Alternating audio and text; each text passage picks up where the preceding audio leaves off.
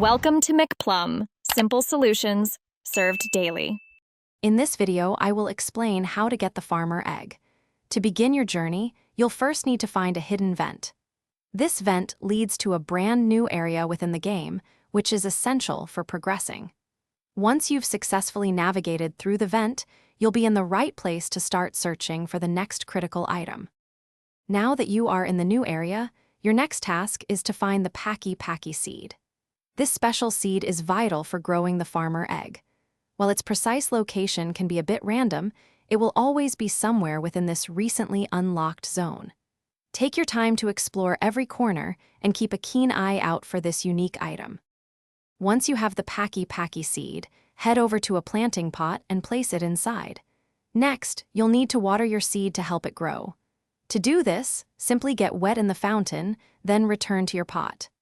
This action will automatically water the seed, initiating the growth process for your future farmer egg. After watering, patience is key. The Packy seed requires about 1 hour of real-world time to fully mature. During this period, it will gradually transform into the farmer egg. Once it has completely grown, you can then collect your brand new farmer egg, successfully completing this fun and rewarding quest.